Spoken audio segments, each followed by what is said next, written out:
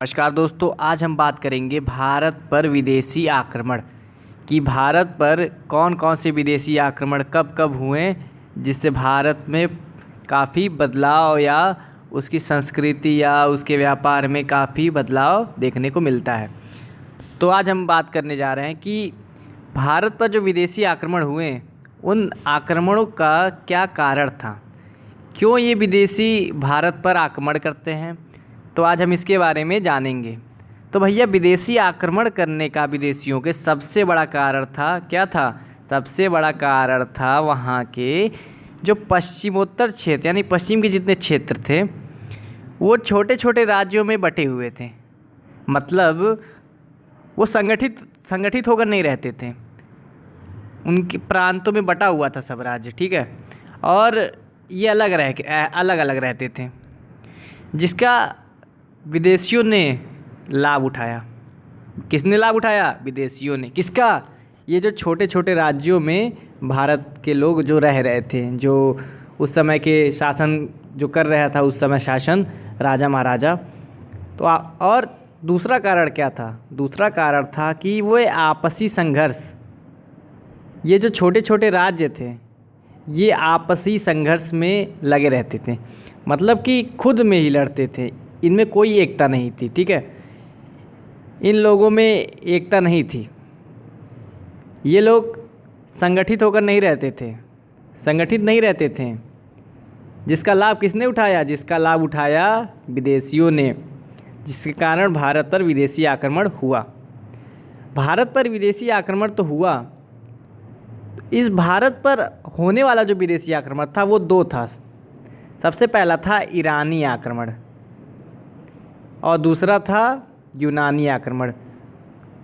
पहला ईरानी था, जिसमें साइरस द्वितीय जो हाखामनी साम्राज्य की स्थापना करता है वो करता है, और दूसरा जो आक्रमण रहता है वो करने वाला रहता है मकदूनिया का शासक सिकंदर, जिसे हम यूनानी आक्रमण के नाम से जानते हैं। तो पहले हम चर्चा करेंगे ईरानी आक्रमण की। तो दोस्तों, अगर आपने मेरा चैनल सब्सक्राइब नहीं किया है तो कृपया करके इसे सब्सक्राइब कर लें और बेल आइकॉन को दबा लें, ताकि न्यू अपडेट्स हमारी आपको मिलती रहे। तो चलिए हम चर्चा करते हैं पहले ईरानी आक्रमण के बारे में। ईरानी आक्रमण की सूचना हमें कहाँ कहाँ से मिलती है? हेरोडोटस के लेख से मिलती है, स्ट्रैबो और एरियन के लेख से। इन सभी से हमको ईरान पे जो आक्रमण होते हैं, ईरानी आक्रमण जो भारत पर होते हैं, उन सभी की सूचना इनसे प्राप्त होती है। और जो साइरस था, साइरस द्वितीय, साइरस भैया क्या करते हैं, ईरान की जो सत्ता होती है, ईरान पर अपना अधिकार जमा लेते हैं, ईरान पर अपना अधिकार कर लेते हैं। और जब ये अपना अधिकार स्थापित कर लेते हैं तो क्या करते हैं साइरस भैया? ये हाखामनी साम्राज्य की स्थापना करते हैं।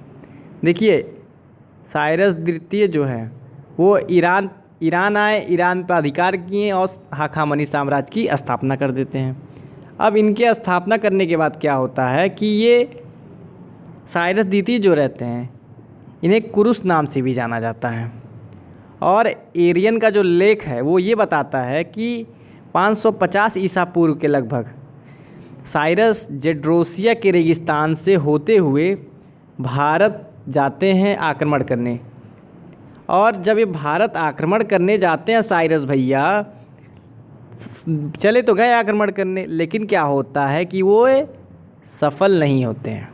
क्या नहीं होते हैं? सफल नहीं होते हैं साइरस। जब साइरस सफल नहीं होते हैं तो उनकी जो सेना होती है साइरस की जो सेना होती है वो नष्ट हो जाती है। सेना ख़त्म। जब सेना ख़त्म हो जाती है तो साइरस भैया जान अपनी बचाकर भागते हैं वहाँ से। किसके साथ? 7 सैनिकों के साथ। 7 सैनिकों के साथ जान बचा के साइरस भाग जाते हैं वापस। उसके बाद क्या होता है? पिल्ली ये कहते हैं कि जो साइरस थे वो कपिशा नगर को ध्वस्त किए थे। साइरस कपिशा नगर को ध्वस्त किए थे। और दूसरी बात यह है कि जो काबुल की घाटी है उस तरफ से साइरस दूसरी बार आक्रमण करते हैं भारत पर, जिसमें उनको थोड़ी बहुत सफलता मिलती है। देखिए, काबुल की तरफ से आक्रमण किए हैं तो थोड़ी बहुत सफलता इन्हें मिल जाती है, साइरस को थोड़ी बहुत सफलता मिल जाती है। उसके बाद क्या होता है, जो जेनोफोन है, जेनोफोन साइरस की जीवनी में लिखते हैं। साइरस की जीवनी कौन सी थी? ये थी साइरोपीडिया।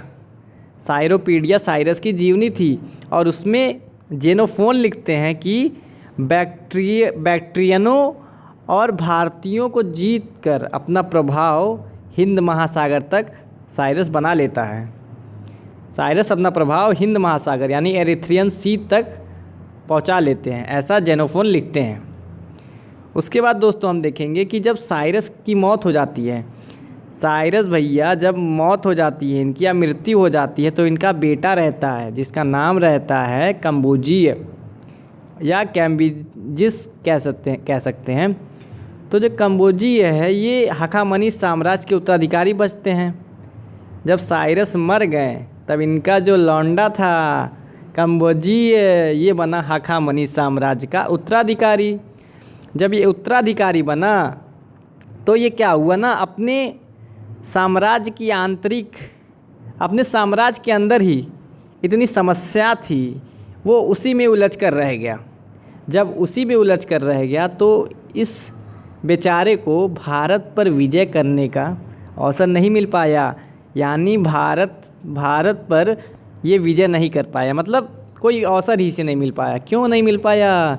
क्योंकि ये अपने साम्राज्य के भीतर ही रह गया था, अपने साम्राज्य से बाहर निकल ही नहीं पाया बेचारा, क्योंकि उसमें ही इतनी समस्या थी। तो इसलिए ये भारत का विजय नहीं कर पाया। उसके बाद क्या था, डेरियस प्रथम आते हैं। देखिए साइरस गए, उनका बेटा आया, फिर अब आते हैं डेरियस प्रथम। डेरियस प्रथम को दारा प्रथम के नाम से भी जाना जाता है। किस नाम से? दारा प्रथम। और ये 521 से 485 तक आते हैं। और इनके शासनकाल की सूचना हमें कहाँ से मिलती है भैया? इनके शासनकाल की सूचना हमें मिलती है 3 अभिलेख से। कौन कौन से? बेहिस्तून, पर्सिपोलस और नक्शे रुस्तम। इन तीनों अभिलेखों से हमें इनके शासनकाल की पूरी जानकारी मिलती है कि दारा भैया क्या क्या किए, क्या क्या नहीं किए। तो जो बेहिस्तून अभिलेख है ये क्या बताता है? ये बताता है कि इसके शासनकाल के अंतर्गत 23 प्रांतों से मतलब राज्य समझ लीजिए आप, 23 प्रांत जिसमें शतज और गदर, शतज मतलब है सैंधव प्रदेश, गदर मतलब गंधार, ठीक है, ये दोनों इसके शासन के अंतर्गत मतलब इसके अंडर में थे। लेकिन भारत का नाम नहीं मिलता बेहिस्तून अभिलेख में। किसका नाम नहीं मिलता है? भारत का नाम बेहिस्तून अभिलेख में नहीं मिलता है। और पर्सिपोलस में क्या मिलता है? पर्सिपोलस और नक्शे रुस्तम में मिलता है कि शतजू और गदर साथ ही साथ हिंदू, ये तीनों का उल्लेख इन दोनों अभिलेखों में किया गया है कि ये सभी उसके प्रांत या साम्राज्य के अंदर आते थे। और जो हिंदू था, हिंदू शब्द का मतलब क्या यहाँ है? हिंदू शब्द का मतलब होता है यहाँ की निचली जो सिंधु घाटी है उसका तात्पर्य है हिंदू से। और ये जो सैंधव प्रदेश है और गांधार है, ये जो निचली काबुल घाटी है वहाँ पर ये स्थित है, ये स्थित था। उसके बाद हेरोडोटस अपने लेख में ये कहते हैं, क्या कहते हैं कि दारा ने 517 में ईसा पूर्व में अपने 9 सेनाध्यक्ष, जिसका नाम क्या रहता है? जिसका नाम रहता है स्काइलैक्स। क्या नाम रहता है? बहुत खतरनाक नाम है भैया इसका। हेरोडोटस अपने 9 सेनाध्यक्ष जिसका नाम रहता है स्काइलैक्स, उसके नेतृत्व में एक जहाजी बेड़ा भेजते हैं। कहाँ? सिंधु नदी के मार्ग का पता लगाने के लिए। कौन भेजता है? भेजता कौन है? दारा। बताता कौन है? हेरोडोटस। हेरोडोटस तो उस समय लिखते उखते ही थे, जानते ही आप, सूचना देते हैं। तो हेरोडोटस ये बताते हैं कि दारा अपने 9 सेनाध्यक्ष स्काइलैक्स को सिंधु नदी का पता लगाने के लिए भेजते हैं। और जब वो भेजते हैं तो अनुमान लगाते हैं हेरोडोटस कि इसी बेड़े की सहायता से दारा ने भारतीय क्षेत्रों पर अधिकार किया। मतलब क्या था इसका कि जो 9 सेनाध्यक्ष स्काइलैक्स है उसी जहाजी बेड़े से भारतीय सेना पर अधिकार करते हैं। उसके बाद जब दारा मर जाते हैं, दारा भैया टपक गए, जब दारा टपक गए तब आते हैं जगसीस। जगसीस जब आते हैं, जगसीस कौन रहता है? ये रहते हैं दारा के बेटे यानी पुत्र। जब जगसीस आते हैं तो ये पारसी साम्राज्य के ये शासक बन जाते हैं। उसके बाद पार्सिपोलस लेख से ये पता चलता है कि इन्होंने अहुरमज़दा की इच्छा से देवताओं के जो मंदिर थे उनको गिरवा दिया, और साथ ही साथ जो पूजा अर्चना होती थी वो सब के सब बंद करने के आदेश दे दिए। लेकिन दुर्भाग्य रहता है जरक्सीस बाबू का। क्यों? क्योंकि ये अपने अंगरक्षक द्वारा ही मार डाला जाता है, टपक जाता है। कौन मारता है? इसका जो अंगरक्षक रहता है वही इसको टपका देता है। अब उसके बाद इनका जो बेटा रहता है अर्तजर्क्सीस प्रथम, फिर उसके बाद उत्तराधिकारी होता है द्वितीय। मतलब बेटे आते हैं, शासन करते हैं, लेकिन कुछ उखाड़ नहीं पाते हैं।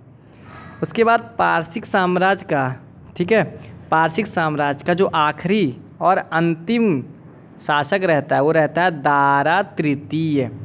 दारा तृतीय अंतिम रहता है।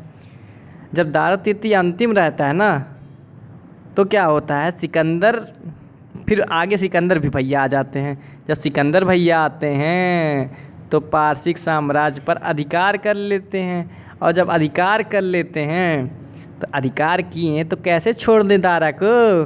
दारा को मौत के घाट उतार देते। कौन? सिकंदर भैया।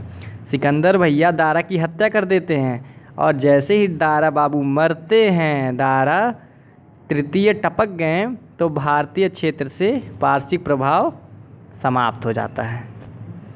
ठीक है, अब देखते हैं कि ईरानी आक्रमण से भारत पर क्या क्या प्रभाव पड़ते हैं। तो जो पश्चिमोत्तर भारत में बिखरे प्रदेश थे, मतलब पहले तो लोग प्रांतों में विभाजित था, पूरा प्रांतों में विभाजित था, तभी तो विदेशी आक्रमण हुआ। तो जब ये आक्रमण हो जाता है उसके बाद क्या होता है, पारसिक क्या करते हैं ना, व्यवस्थित कर देते हैं पूरे प्रांत को, और भारतीय शासक जो थे इससे उन्हें अपने जितने क्षेत्र थे उनको संगठित करने में सहायता मिल जाती है। फिर क्या होता है, दूसरा प्रभाव क्या पड़ता है? दूसरा प्रभाव ये पड़ता है कि जो संस्कृति रहती है पश्चिम जगत की और भारत की, जो दोनों का आदान प्रदान हो जाता है। उनकी संस्कृति यहाँ भी आ जाती है, यहाँ की वहाँ भी चली जाती है, तो दोनों जगह संस्कृति का आदान प्रदान हो जाता है। और भारतीय विद्वान दार्शनिक पश्चिमी विज्ञान से भी परिचित हो जाते हैं। उसके बाद भारत के विदेशी व्यापार को प्रोत्साहन मिलता है। जब आने जाने लग गए तो मित्र बन गए भैया, मित्र बन गए या शत्रु जो भी बन गए, व्यापार तो चालू हो गया। अब सामान आने लगा, बिकने लगा, जाने लगा। उसके बाद जो स्काइलेक्स था, स्काइलेक्स कौन था? अरे जो भेजा था नौसेना अध्यक्ष, वही स्काइलेक्स है ये। वो एक नए समुद्री मार्ग की खोज कर लेता है। जब नए समुद्री मार्ग की वो खोज कर लेता है तो व्यापार जो रहता है वे पश्चिमी देशों में आने जाने लगते हैं, और जो सामान रहता है, सामान को फिर मिस्र और यूनान दोनों जगह पहुंचाया जाता है। जब नया मार्ग खोज लिया तब मिस्र और यूनान दोनों जगह सामानों का आवागमन हो गया। उसके बाद जो ईरान की जो सामान्य मुद्रा थी डारिक, और रजत मुद्रा सिगलोई, ये भारत के पश्चिमोत्तर भागों से पाई गई है। यानी इससे पता चलता है कि व्यापार होता था और अच्छा खासा व्यापार किया जाता था। और जो खरोष्टी एक लिपि होती, खरोष्टी नामक, जो दाईं से बाईं ओर लिखी जाती है, इसका प्रचार भी ईरानी आरमेइक से उत्पन्न हुआ है। जैसे अशोक के कुछ अभिलेख में खरोष्टी लिपि मिली है, ठीक है। और पाटलिपुत्र की जब खुदाई हुई तो वहाँ से जो विशाल स्तंभ मिला है चंद्रगुप्त मौर्य का, उससे हमें ये लगता है ना कि जो ये पारसिक लोग थे, इनका जो स्तंभ मंडप था उन्हीं की तरह चंद्रगुप्त मौर्य का भी स्तंभ मंडप था। मतलब मौर्यों को इसकी प्रेरणा कहाँ से मिलती है? दारा प्रथम जो पारसिक शासक था उसी से शायद उनको ये स्तंभ बनाने की प्रेरणा मिलती है। अब पारसिक शासक जो साम्राज्य को प्रशासन व्यवस्था के लिए प्रांतों में विभाजित करते थे। मतलब अच्छी शासन व्यवस्था के लिए पारसिक क्या करते थे कि वो प्रांतों में विभाजित कर वहाँ पे अपने शासनों का संचालन करते थे एक व्यवस्थित तरीके से। और सेम टू सेम उसी तरह मौर्य काल में भी साम्राज्य को प्रांतों में विभाजित करने की प्रथा चली थी, सेम टू सेम। तो दोस्तों अगर हमारा वीडियो अच्छा लगा तो लाइक करें, सब्सक्राइब करें। और अगली वीडियो जो दूसरा था सिकंदर का आक्रमण भारत पर, उसकी चर्चा हम पार्ट 2 में करेंगे। सिकंदर का भारत आक्रमण हम अगली वीडियो में देखेंगे। तो वीडियो लाइक, सब्सक्राइब, शेयर ज़रूर करें।